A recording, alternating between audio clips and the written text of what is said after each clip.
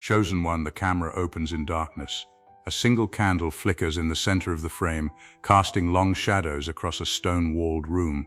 Then a voice, low, deliberate, like someone who has been waiting a very long time to speak. There is a day that keeps repeating itself in the ancient texts, not Sunday, not the Sabbath, not the solstice or the equinox. Thursday. Of all the days written into the fabric of prophecy, Thursday is the one that carries the weight.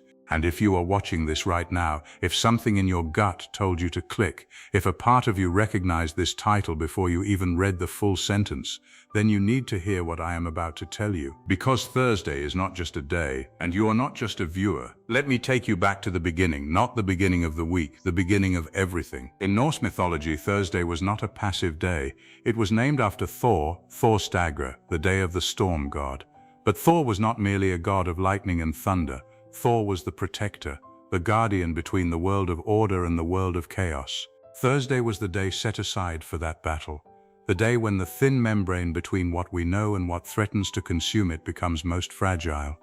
Thor stood at the boundary every Thursday, hammer raised, holding back the forces that wanted to unmake everything. The chosen one always stands at a boundary. If you feel like you've been living on that edge, 1 foot in the ordinary world, 1 foot in something you can't quite name, Thursday is the day that edge becomes razor thin. Now here is where it gets dangerous. Not symbolically dangerous, actually dangerous. The chosen one in almost every tradition is not chosen for comfort.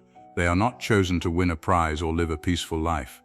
The chosen one is chosen because they are capable of surviving something that would destroy everyone else. And survival in the mythic sense never comes without cost. It never comes without confrontation. It never comes without walking directly into the thing that terrifies you most and discovering on the other side of it who you actually are. Thursday is the confrontation day. Look at the stories. Look at how many pivotal moments, how many turnings of fate cluster around the 5th day of the week. Jesus was betrayed on a Thursday. The Last Supper, that gathering of the chosen and the almost chosen and the one who would choose betrayal, happened on a Thursday. The moment when everything changed, when the machine of fate was set irrevocably in motion, happened on a Thursday evening. Think about that. The most consequential meal in 2,000 years of Western civilization happened on a Thursday. And who was at that table? Someone who knew. Someone who had been told in ways both gentle and terrible that he was set apart, that his path would diverge from every other path, that the Thursday he was sitting through would be the last ordinary Thursday of his life. Now pull back from the religious framework if that isn't your tradition. The pattern repeats. In the Mahabharata, the great war of Kurukshetra, the moment Arjuna stands between the two armies and realizes he must fight the people he loves. Scholars have debated the astrological timing of that confrontation for centuries. The day carries a charge. The warrior who is chosen doesn't get to not fight. The choice has already been made. What remains is only the question of whether they will show up to it. In the Arthurian cycle, the knights who are called against their comfort. Percival didn't want to be a knight. He was a boy in the forest with a mother who had deliberately kept him away from everything that would activate his destiny. And then one Thursday, one ordinary, devastating Thursday, he saw the knights ride through, and something inside him that could not be unawoken woke up. And from that moment forward, his danger was permanent. Not because the world was out to get him, but because he was now visible. Chosen people are visible in ways that ordinary people are not. And visibility in a world that contains both light and shadow is always a form of danger. You need to understand what it means to be visible. When you are the chosen one, and I am using that term not as flattery, not as a spiritual compliment, but as a precise description of a specific energetic and archetypal position, you emit a frequency that cannot be hidden. Other people feel it before they understand it. Some of them are drawn to you because of it. They want to be near you. They want to orbit your light. But others, and this is the part you need to sit with, others are disturbed by it, not because you have done anything wrong, not because you are threatening them, but because your frequency reminds them of something they have abandoned in themselves, and that reminder is painful enough that they would rather remove you from the picture than sit with the pain. Thursday is when that friction peaks. Energetically, and you can take this in whatever framework works for you, whether you prefer quantum language or astrological language or simply the language of pattern recognition, Thursday carries a very specific quality of exposure. It is not the beginning of the week where you are still protected by the momentum of newness. It is not the weekend where the social structures relax and people drop their guards. Thursday is the day when whatever has been building all week has reached a pressure point. Decisions get made on Thursdays. Confrontations that have been quietly organizing themselves since Monday finally materialize on Thursdays. The thing that was just a tension becomes, on Thursday, an event. And if you are the chosen one, Thursday is the day when people decide what to do with you. Let me be specific. In your life, in whatever capacity you are operating, whether you are a leader, a creator, an empath, a healer, a truth teller, a visionary, you have probably noticed that people treat you differently. You have probably had the experience of walking into a room and feeling the atmosphere shift, not always pleasantly. Sometimes that shift is warmth, recognition, a kind of collective exhale, as if the room has been waiting for you. But sometimes, and you know this, even if you haven't named it, the shift is something else. A tightening, a subtle arrangement of faces, a gathering of energy that is not welcoming but is instead evaluating, measuring, deciding. That happens on Thursdays with a frequency that is not coincidental. And here is why you are in danger. Not in the dramatic sense, though sometimes in the dramatic sense too, but more fundamentally the danger is this. Thursday is the day when the forces that want to keep you small have their best opportunity. Because by Thursday your energy is often lower than it was Monday or Tuesday. The accumulated weight of the week has been pressing on you. The chosen one, and I need you to really absorb this, the chosen one is not immune to depletion. In fact, the chosen one is often more vulnerable to depletion than ordinary people, precisely because they are running on a frequency that the ordinary infrastructure of life was not built to support. You have been spending energy all week that other people were not spending. You have been holding space, absorbing information, processing at a depth that most people around you don't even know is happening. You have been navigating between your public self and your true self, between what you know and what you're allowed to say, between the version of you that fits and the version of you that doesn't fit anywhere except inside the enormous scope of what you are actually here to do. By Thursday, that effort accumulates, and when you are depleted, you are more susceptible to the particular danger that surrounds the chosen one. Not physical danger, spiritual corruption, the creeping temptation to trade the immensity of your actual purpose for the comfort of being accepted, to shrink, to agree with the room, to stop emitting the frequency that makes people uncomfortable and start emitting one that keeps the peace. That is the betrayal that Thursday is designed to test you on. Not whether you will be attacked, though sometimes that too, but whether, when the pressure reaches its weekly peak, you will betray yourself. Look at the mythology again with this lens. In almost every story of the chosen one, the deepest danger is not the dragon. The dragon is almost easy in comparison. The deepest danger is the moment when the chosen one is offered something they actually want. Rest, recognition, love, belonging, in exchange for becoming someone slightly less than who they are. The witch in the forest doesn't come with a sword. She comes with a house that is warm and full of food and people who seem finally to understand you. And the test is not whether you can kill the witch. The test is whether you can recognize the warmth as a trap without becoming so armored against warmth that you can no longer receive the real thing. Thursday is that moment, recurring, weekly, and here is the Thursday-specific mechanism. By the fifth day, patterns have formed. The alliances of the week have arranged themselves. People have sorted themselves into those who are with you and those who are, in various degrees, opposed to you, not necessarily consciously, not necessarily maliciously, but energetically, because your presence asks something of them that they may not be ready to give. And on Thursday, those arrangements tend to crystallize. The colleague who has been quietly undermining you says something on Thursday. The friendship that has been slowly draining you comes to a head on Thursday. The opportunity that seems wonderful but requires you to be someone you're not gets offered on Thursday. The Norse understanding of Thursday was not accidental. Thursday was the day the storm god worked hardest, because Thursday was the day chaos pressed hardest against the boundary, and you are the boundary. Now let's talk about what you do with this. The first thing to understand is that the danger is not something to escape. The chosen one who spends their energy trying to avoid danger never becomes who they are meant to be. The dragon that isn't faced doesn't disappear, it grows. Every Thursday you spend hiding from the confrontation that Thursday brings is a Thursday where the thing that needs to be faced gets slightly larger, slightly more entrenched, slightly more capable of convincing you that you are not who you actually are. The danger is to be walked into, but not recklessly. The chosen one's greatest tool is not strength, it is not courage in the conventional sense, it is discernment. The ability to look at the Thursday pressure, the crystallized alliances, the offered warmth, the raised sword, and see it clearly, not through the lens of fear which makes everything look like an attack, not through the lens of ego, which makes everything look like a test of dominance, but through the lens of the question, what is this moment asking of me? Sometimes Thursday is asking you to speak. The thing you've been holding back, the truth that's been organizing itself in your chest all week, the clarity that has been forming and solidifying through 4 days of experience. Thursday wants that clarity to become language, to become action, to step from the interior of you into the exterior world and change something. That is terrifying, because the moment a thing is said, it cannot be unsaid. The moment you step into the fullness of what you know, the comfortable ambiguity is over. People will have to respond. The room will have to change.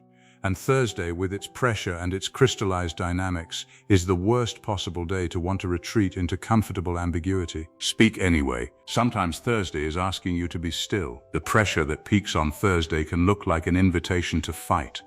Every chosen one has had the experience of a Thursday that presented something that looked like an enemy and turned out to be a mirror.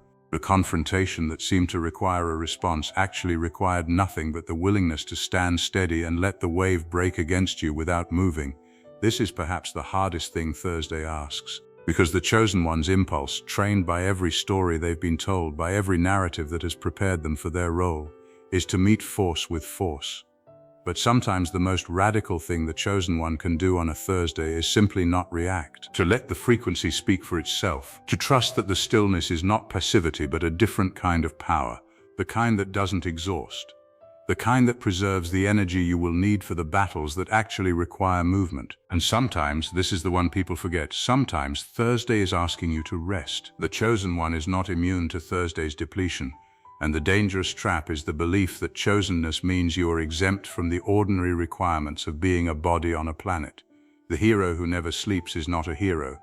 They're a disaster waiting to become a cautionary tale.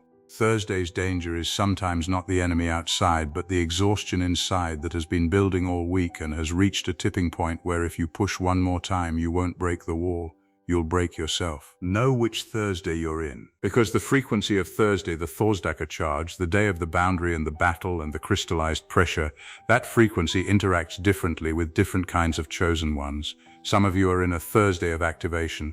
The energy is high, the clarity is present, and what the day requires is that you use it. Strike while the forge is hot. Say the thing, make the move, show up in the fullness of what you are. The danger for you is hesitation. The danger is letting Thursday pass without using what it offers. Others of you are in a Thursday of conservation. The energy is low, the pressures feel disproportionate to your current reserves, and what the day requires is strategic withdrawal. Not abandonment, not surrender, tactical preservation. The danger for you is the cultural story that says chosenness means endless availability, endless output, endless presence. That story will burn you down to ash. Thursday in conservation mode is a Thursday where you protect the fire, not display it. And some of you are in a Thursday of transformation. The old version of you is not adequate to the Thursday you find yourself in. The frequency has shifted, the demand has changed. And what Thursday is asking for is not the strength you have developed, but the willingness to develop a new kind of strength. This is the most dangerous Thursday of all, because it requires you to be temporarily incompetent, to not know, to move forward on trust rather than mastery. The chosen one in a Thursday of transformation is always a little terrifying to watch because they are in that moment in between versions of themselves, not who they were, not yet who they will be, standing in the threshold. And the threshold is Thursday's native country. Here is what I want you to carry forward. You are reading this because something in you recognized the title. Something in you, not your analytical mind, not your social media algorithm, but something deeper, something that has been with you longer than this lifetime if you're open to that framing, something that knows things your conscious mind hasn't caught up to yet, that something said yes.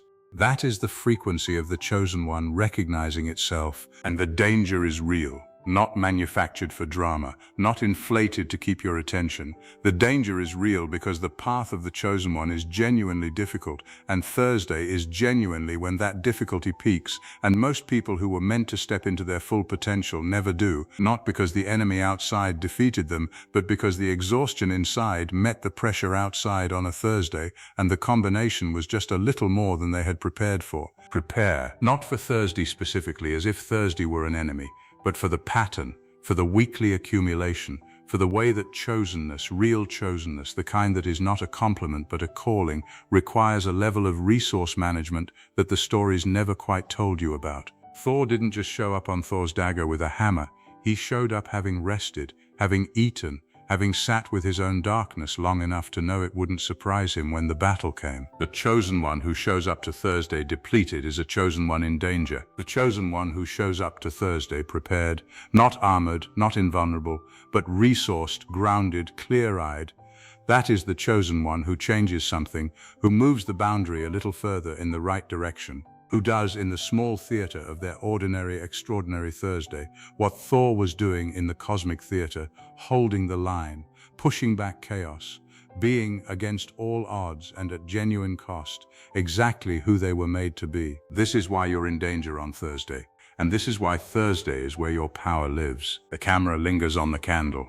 The flame bends in some invisible current, then holds, then bends again. The screen fades to black. The mythological foundation of this script is one of its most carefully constructed elements, and what makes it work is not simply the volume of references, but the way those references are chosen and sequenced to build a cumulative argument rather than a decorative one. Many scripts in the spiritual and self-help space drop mythology like decoration, the way someone might hang paintings in a room to make it look cultured without the paintings meaning anything in relation to each other. This script does something different.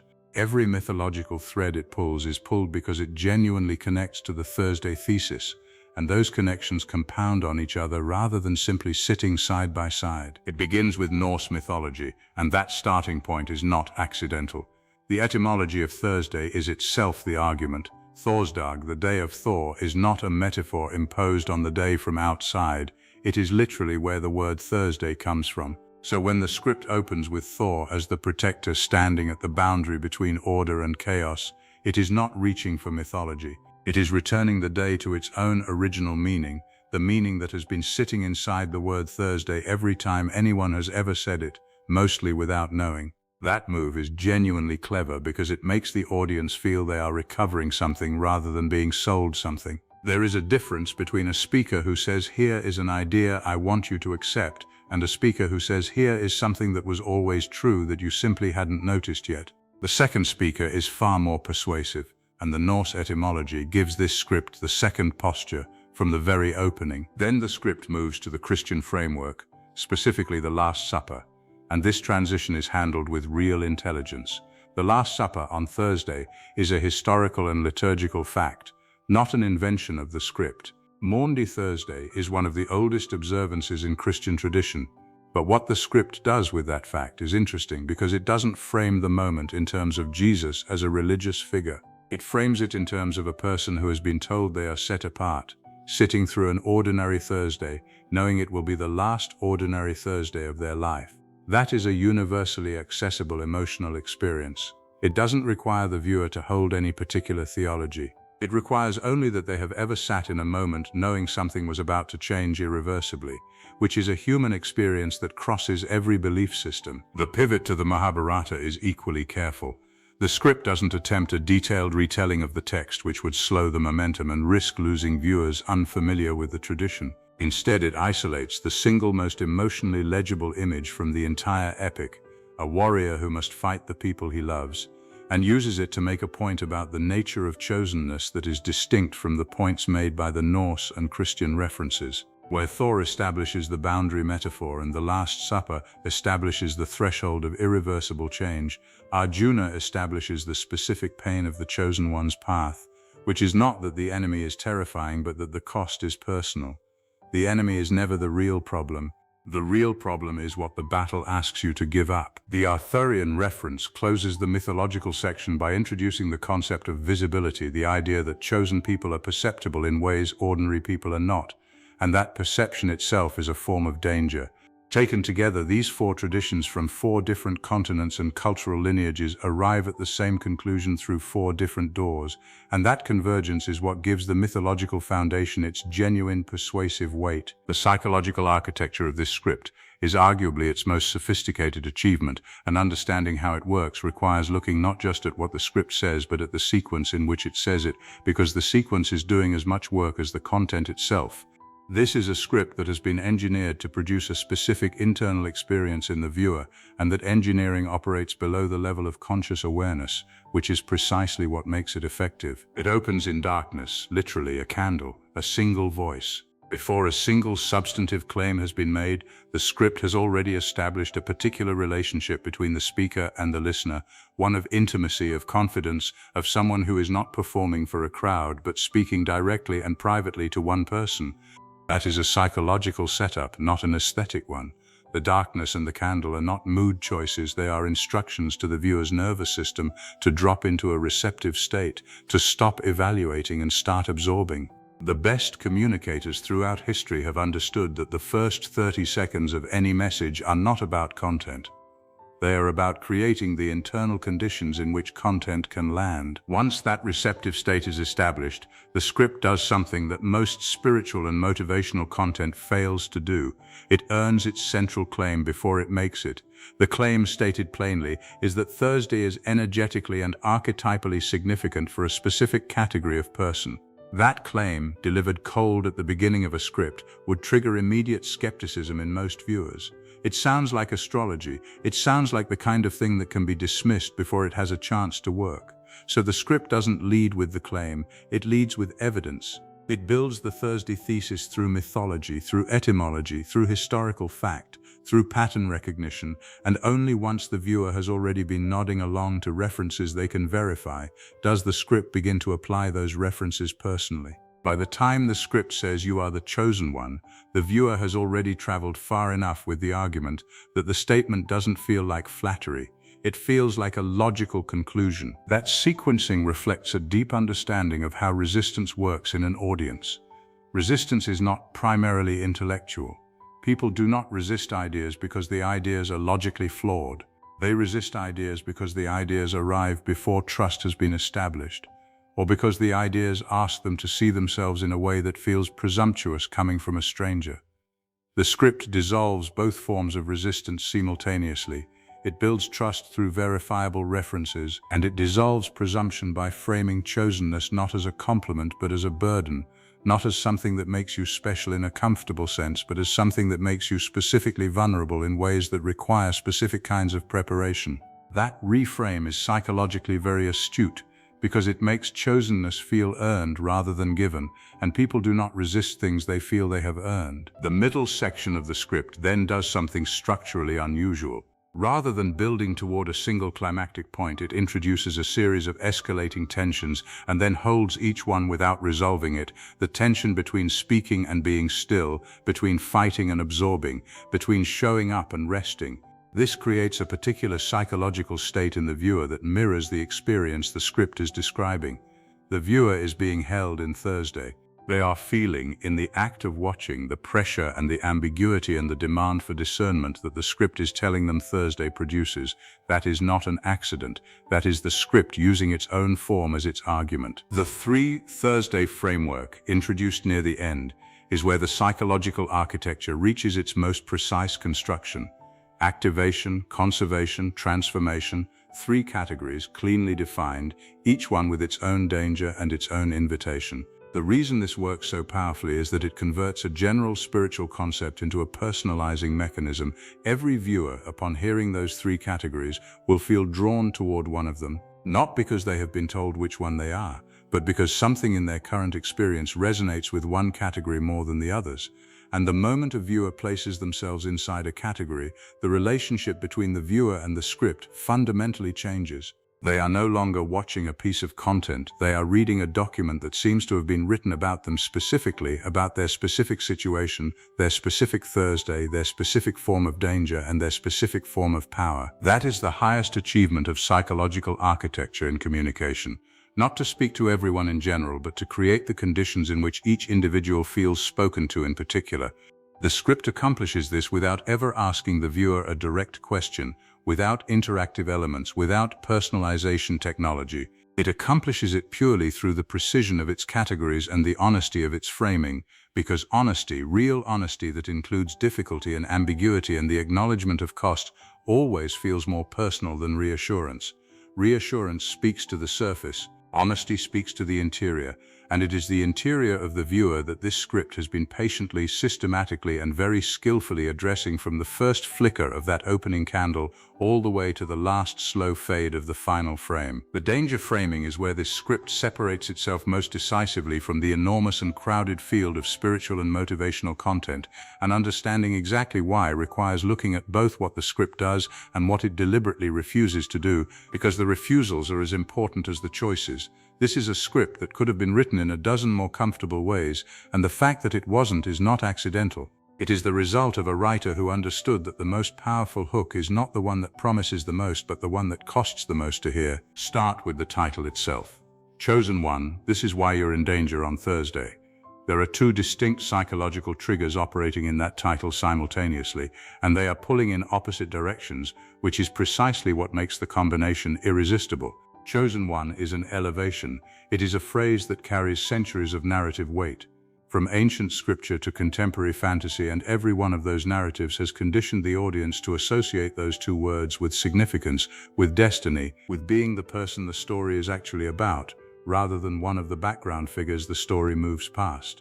When someone reads Chosen One in a title, something in them responds before their critical mind has a chance to evaluate whether the response is warranted. It is one of the most potent two-word combinations in the English language, precisely because it has been reinforced by so many stories across so many generations. But then immediately, in the same breath, the title delivers danger, and that word does something very specific to the elevation that Chosen One just created.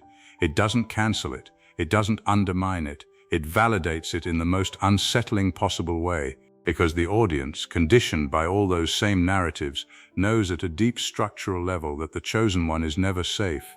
That is, in fact, one of the defining characteristics of chosenness in almost every story ever told. The hero is chosen precisely because they are capable of surviving what others cannot, which means they are consistently placed in situations where survival is not guaranteed. So when the title says you are in danger, it is not contradicting the elevation of Chosen One, it is completing it. It is saying, yes, you are special, and that specialness is not a shield, it is a target. That combination creates a state of acute attention in the viewer that neither word could create alone. Chosen One without danger would be flattery, pleasant and forgettable. Danger without Chosen One would be anxiety, unpleasant and avoidable. Together they create something that functions more like a recognition, a feeling that the title has named something true about the viewer's experience that the viewer has been carrying without adequate language for it. And content that gives language to previously unnamed experience is content that people do not scroll past. They stop, they lean in, they need to know what comes next. But the real sophistication of the danger framing is not in the title. The title gets the viewer to click. What keeps them watching is what the script does with danger once it has their attention, because this is where most content in this space would have taken the easy road, and this script takes the harder one. The easy road would have been to define the danger as external, to say there are forces, people, energies, systems that are threatened by your chosenness and are actively working to suppress it. That narrative is deeply satisfying in a particular way because it provides an enemy, and an enemy is clarifying.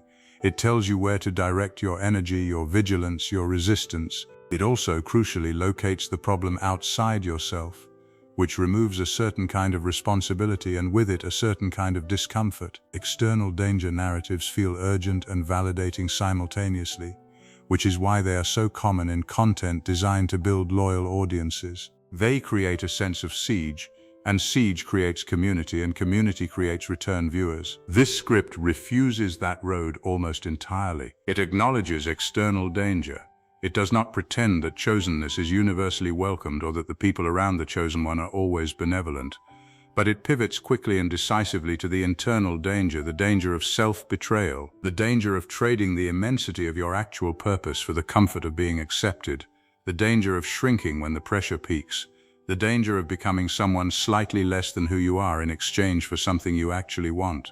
That is a fundamentally different category of danger, and it is a much more difficult one to sit with because it cannot be resolved by identifying an enemy and opposing them. It can only be resolved by a continuous, effortful, often painful process of choosing yourself over and over again in circumstances that make the alternative genuinely tempting. That is the danger that actually destroys chosen ones, not the dragon, not the villain, not the system or the suppressor or the shadow organization. The danger that actually ends the journeys of people who were genuinely meant for something significant is the accumulated weight of small surrenders, each one individually reasonable, each one individually survivable, but collectively constituting a drift so gradual that by the time it is noticed, the person is already far from where they were supposed to be, and the path back looks impossibly steep. The script names this with a precision that most spiritual content never achieves, because most spiritual content is not willing to implicate the viewer in their own danger. It is much more comfortable to be the person telling an audience that the world is against them than to be the person telling an audience that they are at least partially against themselves. The first position makes the speaker an ally. The second position makes the speaker something more uncomfortable and more valuable, which is a mirror, and a mirror held at the right angle in the right light, showing the right thing at the right moment, is the most dangerous object in any room, not because it harms, but because it makes avoidance impossible. You can walk away from an argument, you can dismiss an external accusation, you can scroll past flattery, but you cannot unsee something you have genuinely recognized in yourself, and this script is constructed from beginning to end to produce exactly that recognition, the specific, uncomfortable, clarifying recognition that the danger you are in is real, that Thursday is when it peaks, and that the only person who can navigate it is the person watching, if they are willing to stop looking for the enemy outside long enough to see clearly what is happening within. That is why the danger framing is not just a hook. It is the entire architecture of the script's honesty, and honesty at that depth is rarer and more powerful than any mythology, any psychological technique, any cinematographic choice. It is the thing that makes content not just watched but remembered, not just remembered but returned to, not just returned to but shared with the specific urgency of someone saying, "You need to hear this because I needed to hear this and I did not know how much until I already had."